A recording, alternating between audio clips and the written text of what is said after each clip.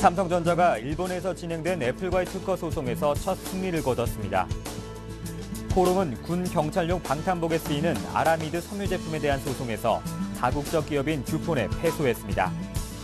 약탈적 대출 소지가 있는 신용카드 리볼빙이 대폭 억제되고 금리도 낮아질 전망입니다. 이명박 대통령은 점차 흉포화되는 반인륜적 범죄를 엄단하겠다는 의지를 밝혔습니다.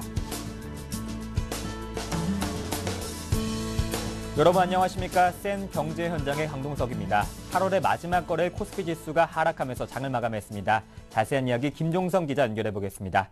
안녕하십니까? 안녕하세요. 네, 김 기자 자세한 마감 시황 전해주시죠. 네, 오늘 코스피 지수는 전날보다 1.26포인트, 0.07% 내린 1905.12로 장을 마감했습니다. 전날 미국 증시가 유럽 위기 우려 부각으로 하락했는데요. 그 영향으로 국내 증시도 외국인과 기관이 매도세를 보이며 하락한 상태로 출발했습니다. 지수는 장중 1900선 아래로 내려가기도 했지만 개인의 순매수에 힘입어서 하락폭을 줄였습니다. 오늘 개인이 1,411억 원어치를 사들였지만 기관과 외국인이 각각 943억 원, 472억 원어치를 내다 팔면서 지수를 끌어내렸는데요. 프로그램 매매는 1,285억 원어치 매도 우위를 기록했습니다. 업종별로는 의료정밀이 5.57% 오르며 가장 많이 올랐고 섬유의복, 전기전자, 보험, 종이목재 등도 오름세를 보였습니다. 반면 운송장비, 운수창고, 음식료품, 의약품 등은 내렸습니다. 시가총액 상위 종목 중에는 오늘 일본 법원에서 애플과의 소송에서 승소한 삼성전자가 1.48% 올랐고 포스코, 삼성생명, 한국전력 등도 상승했습니다. 반면 KB금융, 현대차, 기아차, NH 등은 하락했습니다. 네, 국제신용평가사 무디스가 한국의 국가신용등급을 상향 조정하고 그동안 투자 패턴을 버리고 외국인이 주식에서 채권으로 빠르게 이동하고 있다고요? 네, 그렇습니다. 외국인은 오늘 유가증권 시장에서 장중 1,800억 원 이상을 팔아치우는 등 오늘 477억 원을 순매도했는데요. 이로써 외국인의 최근 나흘간 순매도 규모는 4,200억 원을 넘어섰습니다. 지난 7월 27일부터 무디스가 한국의 신용등급을 상향하기 직전인 이달 24일까지 외국인 순매수 규모가 무려 7조 원을 넘어섰다는 점을 감안하면 전혀 다른 행보입니다. 이에 따라 8월 한때 1950선을 넘나들던 코스피 지수는 오늘 1905.12로 1~2포인트로 1900선을 겨우 지켜내는 수준까지 내려갔습니다. 하지만 채권 시장에서는 외국인이 정반대 움직임을 보이고 있는데요. 외국인은 8월 들어 지난 24일까지 국채를 1조 원 가까이 파는 등 6,523억 원의 국내 채권을 순매도했지만 우리나라의 신용등급이 AA3로 올라가던 지난 27일부터는 나흘째 4,600억 원 이상의 채권을 사들이는 모습을 보이고 있습니다. 외국인의 매수세가 이어지면서 채권 금리도 사상 최저가 행진을 경신했는데요. 이날 국채 5년물 수익률은 장중 2.85%까지 하락했고 3년물도 2.76%로 나흘 만에 0.05%포인트 하락했습니다. 외국인이 신용등급 상향이라는 동일한 이벤트에도 불구하고 주식과 채권 시장에서 이처럼 엇갈린 행보를 보인 것은 경기에 대한 불확실성이 중요한 요인으로 작용했다는 분석입니다. 주식시장의 경우 그동안 외국인 매수를 이끌었던 경기 부양 기대감이 최근 한풀 꺾이면서 오히려 부담으로 작용했다는 분석인데요. 어제도 외국인은 선물시장에서 장중 6,000계약 이상을 순매도했는데 벤 버냉키 연방준비제도회 이장의 잭슨홀 연설과 다음 달 6일 열릴 예정인 유럽중앙은행의 통화정책 회의를 앞두고 정책 기대감이 희석되면서 이 같은 흐름을 나타내고 있는 것으로 보입니다. 외국인들은 정보방을 통해서 무디스의 신용등급 상향 가능성을 미리 알고 있었을 것이고 뉴스가 나왔으니 이벤트성 자금 유입은 일단락된 것이라는 분석도 제기되고 있습니다. 반면 채권 시장에서는 다른 신용평가사들의 한국 신용등급 상향 가능성, 기준금리 추가 인하 기대감, 그리고 안전자산 선호 강화 등이 겹치면서 외국인의 매수세가 강화됐다는 평가도 나오고 있습니다. 네, 전문가들은 채권 시장의 전망 어떻게 보고 있습니까? 네, 전문가들은 글로벌 경기의 불확실성과 안전자산 선호라는 요인이 여전한 상황에서 당분간 외국인의 채권 매수 행진은 계속될 것으로 예상하고 있습니다. 김지만 유진투자증권연구원은 8월 이후 외국인은 2년 이하의 단기물 중심으로 일부 차익 실현하는 모습을 보였지만 무디스의 한국 신용등급 상향 조정 이후 매수로 돌아섰다며 해외 채권 펀드에서 한국 채권의 편입 비중이 높아지고 있는 데다 정책 기대감 희석으로 안전자산 선호가 강화될 것으로 전망돼 외국인 중심의 수급 개선을 기대해 볼 만하다고 분석했습니다. 네, 지금까지 김종성 기자였습니다. 고맙습니다. 고맙습니다.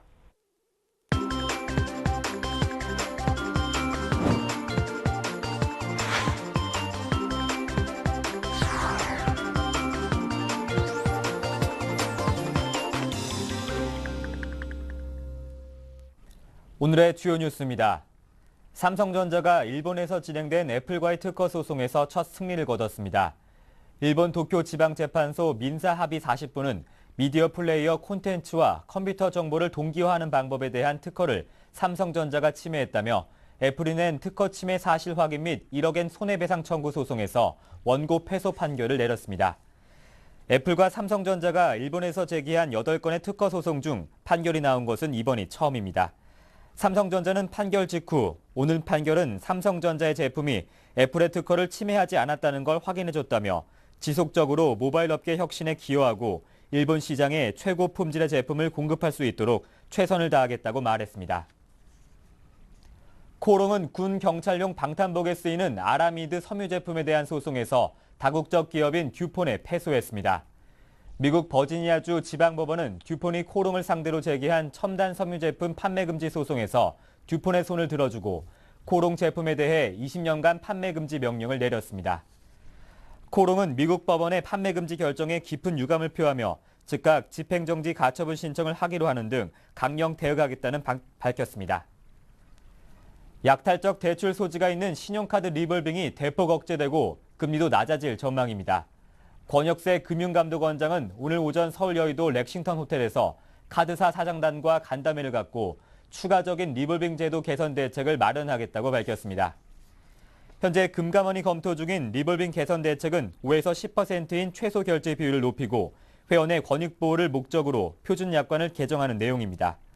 권 원장은 카드론과 현금 서비스, 리볼빙 등 카드 대출의 금리 체계가 합리적으로 운영돼야 한다며 연 20에서 30%에 이르는 금리를 낮출 것을 우회적으로 주문했습니다. 또 가맹점 수수료율 체계 개편과 관련해 대형 가맹점의 횡포를 좌시하지 않겠다는 의지를 강조했습니다. 이명박 대통령은 점차 흉포화되는 반인륜적 범죄를 엄단하겠다는 의지를 밝혔습니다. 이 대통령은 오늘 오전 나주 초등생 여아납치 성폭행 사건 발생 하루 만에 서울 서대문에 있는 경찰청을 전격 방문해 나주경찰서장과 화상통화를 통해 범인을 조속히 검거하라고 지시했습니다. 대통령이 개별 사건에 대한 수사를 독려하려고 경찰청을 방문한 것은 이례적입니다. 이 대통령은 그동안 성범죄가 학교 앞이나 길거리에서 발생했지만 이번에는 가정에서 납치됐다며 방범 자체에 한계가 없어졌다고 말했습니다. 이 대통령은 또 국민께 죄송하다는 말씀을 드린다고 사과의 뜻을 밝히고 국민의 안전은 국가의 기본 책무라며 범죄 확산 차단에 주력할 것을 강조했습니다. 중국이 올해 미국을 제치고 세계 최대 스마트폰 시장이 될 것이란 전망이 나왔습니다. 시장 조사 기관인 IDC는 중국의 스마트폰 시장 점유율이 지난해 18.3%에서 올해 26.5%로 늘어나는 반면 미국은 21.3%에서 17.8%로 줄어들 것으로 예측했습니다. 중국의 스마트폰 수요 급증은 스마트폰 제조업체 간 경쟁이 치열해지면서 안드로이드 기반 단말의 경우 $100나 그 미만에 구매할 수 있는 데다 중국의 이동통신 회사들이 여기에 보조금까지 얹어주기 때문이라고 IDC는 설명했습니다. 국제신용평가사 무디스가 스페인의 신용등급 하향 여부 검토를 오는 9월까지 마칠 예정이라고 블룸버그 통신이 보도했습니다. 무디스는 스페인이 부채를 운영할 능력이 급격하게 악화되고 있다고 판단되는 경우 즉각적인 조치의 필요성도 배제할 수 없다며 등급 하향이 예상보다 빨리 이뤄질 수 있는 가능성에 대해서도 경고했습니다. 전날 디트마르 호능 애널리스트는 스페인의 신용등급을 하향 조정할 가능성을 검토 중이라며 스페인 상황을 매우 면밀하게 관찰하고 있다고 밝혔습니다. 현재 스페인의 신용등급은 투자 부적격 등급 한 단계 위로 한 단계 이상만 하향 조정해도 스페인 국가 신용등급은 정크 등급으로 떨어지게 됩니다. 네, 민주통합당이 대기업 개혁 방안 중 하나로 기업 집단법 추진하고 있다는 소식이 있습니다. 자세한 이야기 유병원 기자 연결해 보겠습니다. 안녕하십니까? 예, 안녕하세요. 네, 유 기자, 기업 집단법은 안철수 서울대 대학원장이 재벌 개혁 방안 중 하나이기도 해서 관심을 끌고 있는데요. 자세한 내용 전해주시죠. 네, 민주당이 기업 집단법 도입을 추진하고 나섰는데요. 이 제도는 안철수 서울대 융합과학기술 대학원장이 자신의 저서인 안철수의 생각을 통해 밝힌 기업 개혁 방안이기도 해 이를 매개로 민주당과 안 원장 간의 정책 교감이 이루어지는 것 아니냐는 얘기가 정치권 주변에서 나오고 있습니다. 민주당 주도 모임인 경제민주화 포럼은 지난 30일 국회 의정관에서 김상조 한성대 무역학과 교수를 불러 기업 집단법 논의에 나섰습니다. 김 교수의 이날 발표는 민주당 내 정책 싱크탱크인 민주정책연구원의 연구 용역 의뢰에 대한 결과 보고를 기초로 했는데요. 특히 발표 주제였던 기업 집단법은 안 원장이 저서를 통해 현행법에선 재벌 체제에 대한 규정이 없고 주주 중심의 개별 회사만 존재해 재벌 그룹은 사실상의 초법적 존재라며 입법 필요성을 강조했던 제도입니다. 민주당과 안 원장이 앞으로 단일화 과정에서의 정책 공조 일환으로 기업 집단법을 꺼내들 가능성이 높을 것으로 예상됩니다. 실제 민주정책연구원장인 변재일 의원도 최근 기자들과 만난 자리에서 안 원장 책에 대한 검토를 마쳤고 민주당과의 차이점은 기업 집단법 정도라는 취지의 얘기를 하기도 했습니다. 이와는 별개로 안 교수와 인연이 있는 송호창 민주당 의원도 기업 집단법 발의를 준비 중인 것으로 전해졌습니다. 네, 그렇군요. 기업 집단법 이름이 참 생소한데요. 보다 자세한 내용 전해주시죠. 네, 기업 집단법은 개별 기업만을 적용 대상으로 하는 현행 법률상으론 대기업 집단인 재벌들의 경제 행위를 제어할 수 없다는 문제의식 속에 시민사회를 중심으로 논의가 돼왔던 것으로 사실상의 재벌 규제법으로 불립니다.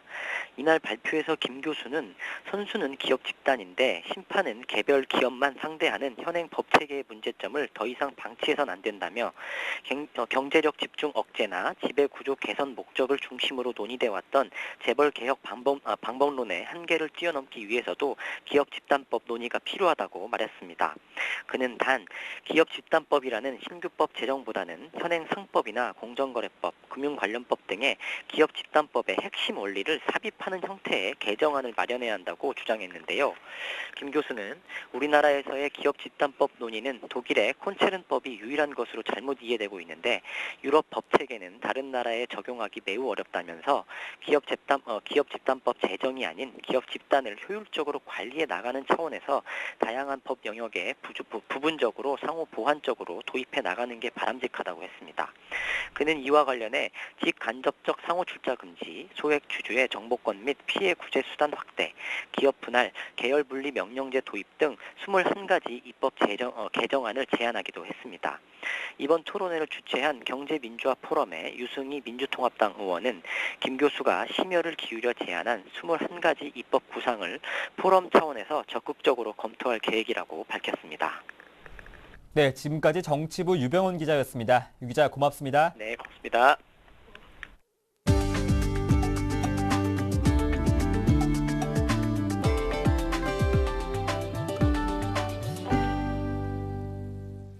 KT가 스마트폰을 노트북처럼 사용할 수 있게 해주는 스파이더 랩탑 제품을 선보였습니다. KT는 독일 베를린의 가전 전시회에서 갤럭시 S3 LTE와 스파이더 랩탑을 케이블로 연결해 스마트폰 사용 환경을 노트북급으로 향상시키는 것을 시연했습니다. 이 제품은 스마트폰의 화면과 자판을 11인치 모니터와 키보드로 확장해 이메일과 문서 작업, 게임, 동영상 시청 등을 더욱 편리하게 해줍니다. KT는 지난 29일부터 올레닷컴에서 스파이더 랩탑을 29만 7천 원에 판매하고 있으며 이보다 저렴한 보급형 제품도 출시할 예정입니다.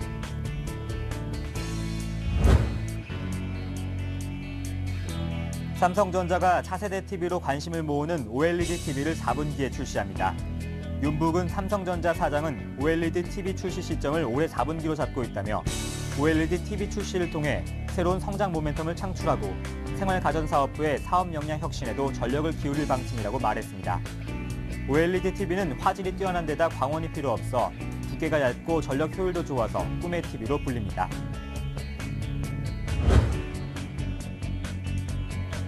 소비자 시민 모임이 시판 중인 15개 생수를 조사한 결과 66.7%인 10개 제품에서 미네랄이 표시된 함량보다 적은 것으로 조사됐습니다. 미네랄 함량이 적은 생수는 에비앙 천연광천수와 볼빅 천연광천수, 피지워터, 오지 베이비워터, 캐나다 아이스필드 등이었습니다. 또 수입 생수인 피지워터와 오지 베이비워터, 국산인 롯데 아이시스와 홈플러스 맑은 샘물은 1차 검사에서 저온 일반 세균이 기준치 이상 나왔습니다. 옥션은 다음 달 9일까지 낙과 구매하기 행사를 열고 낙과를 정품 대비 50% 이상 할인해 판매한다고 밝혔습니다. 옥션은 낙과 코너를 통해 나주 신고배 5kg 기준 9,900원, 장송 사과는 5kg 기준 12,900원 등에 판매할 예정입니다.